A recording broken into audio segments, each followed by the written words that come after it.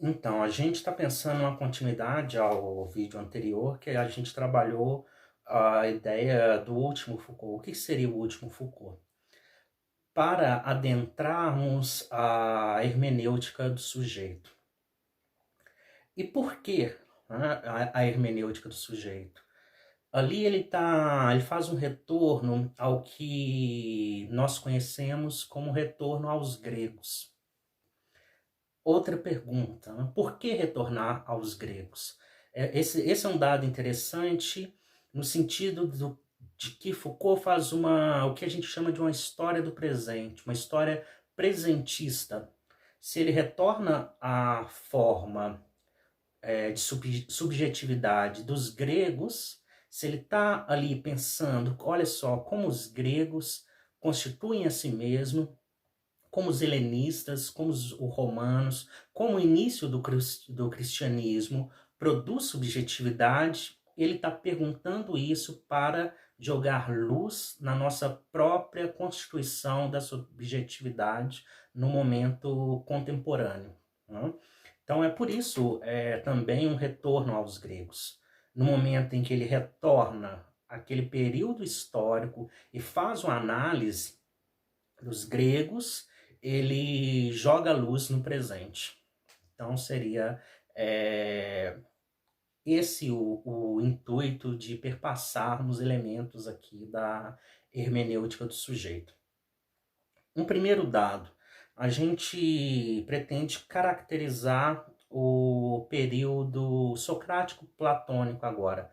Mas antes disso, eu gostaria de fazer um pequeno geral pensando esses três períodos e pensando como Foucault está compreendendo aqui a história do sujeito, ou a genealogia da ascética, a genealogia do sujeito. E aí ele pega um conceito que ele considera marginal, que é o conceito de cuidado de si. A pergunta do Foucault é como se dá a relação entre o sujeito e a verdade. Como se forma o sujeito com esses dois elementos, sujeito e verdade. E ele vai pensar isso por meio desse conceito que é o cuidado de si. O conceito que ele compreende que foi mais utilizado na historiografia da filosofia é o conhece-te a ti mesmo, que é o preceito délfico. Então ele vai apontar dois elementos, né, como esse conceito de cuidado de si, de práticas da existência, de modo de vida, de estética da existência, se relaciona com o conceito de conhece-te a ti mesmo, no sentido de uma pergunta sobre o que é possível conectar com a verdade, quais são as formas, né? E do outro lado, quais são as práticas. Então a gente tem esses dois elementos.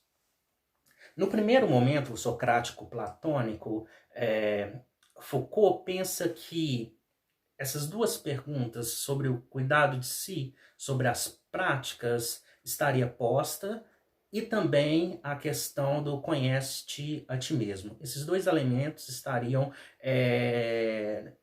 em uma interpolação, em uma dinâmica. A gente teria esses dois dados no momento socrático-platônico.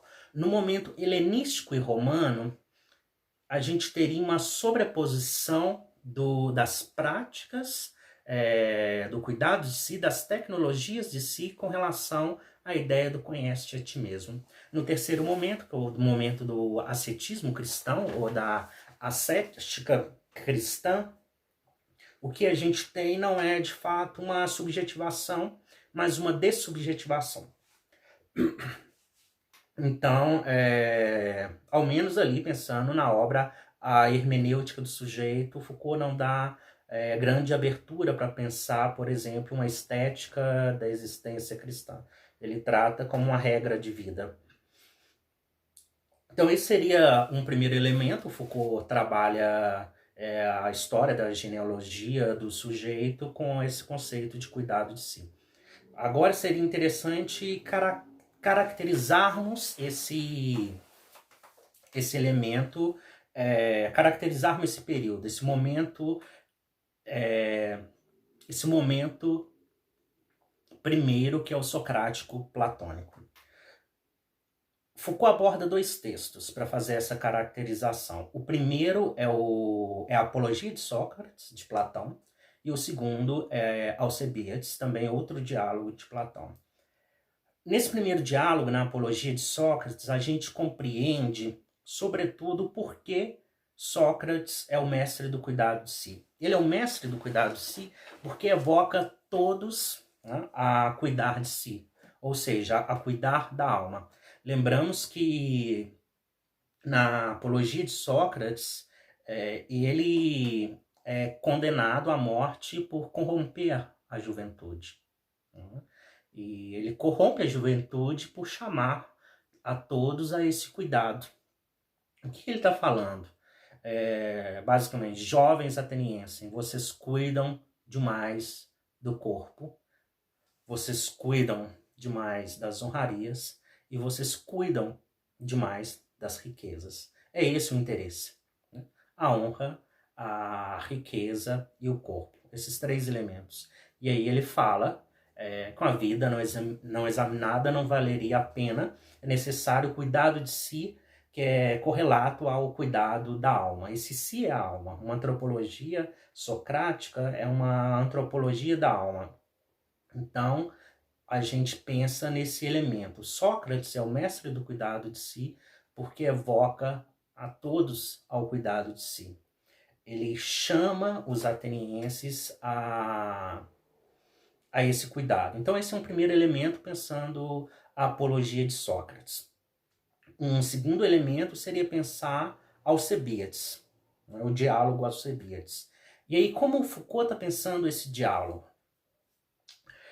Aqui a gente já tem uma estrutura diferente, porque Alcebiades é um jovem que está ali já indo para a idade adulta, já não tem, por exemplo, todo o interesse, eu falo aqui o interesse erótico, o interesse não causa todo aquele interesse sexual, lembrando que Alcebiades era considerado um dos jovens mais belos de Atenas, não só belo, como também dono de uma fortuna, era de uma família abastada.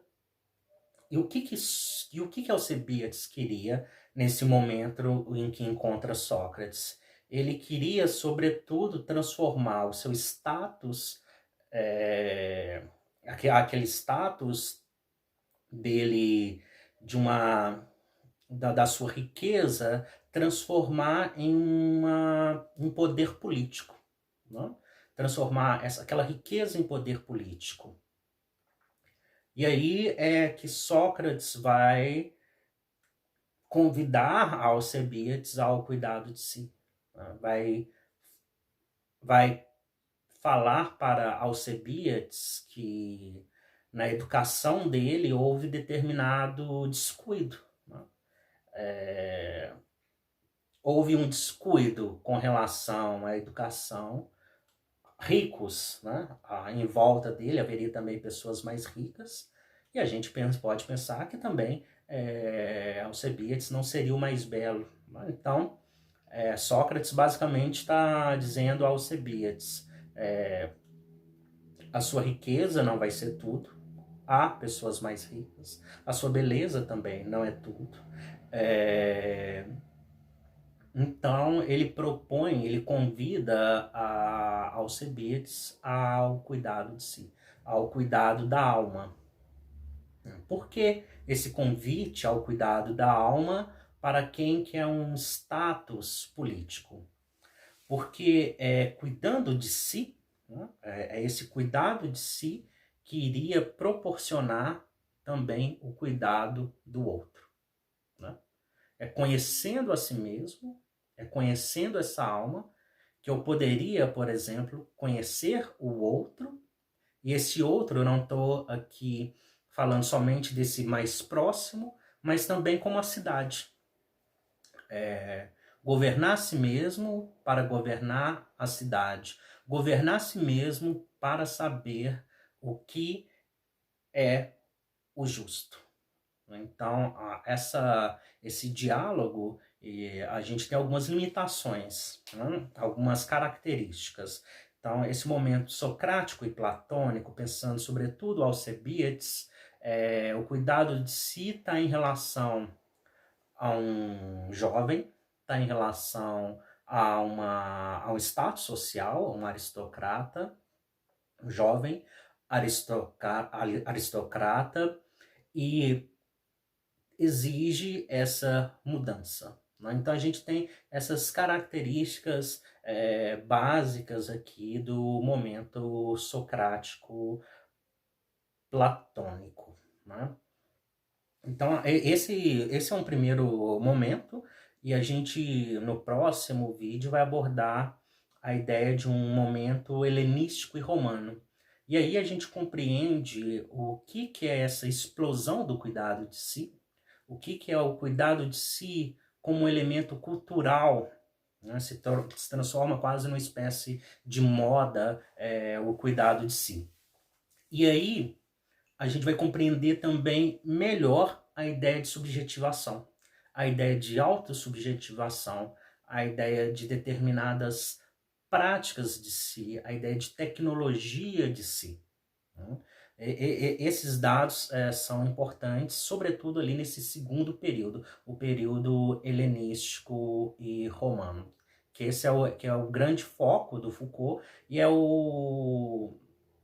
que ele trabalha mais. Ele trabalha muito pouco esse período inicial, o socrático platônico.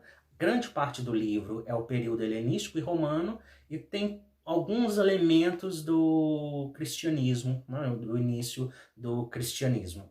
Então a gente vai fazer esse caminho, e a gente dá uma continuidade pensando sobretudo as formas de subjetivação nesse segundo período, no período helenístico e romano.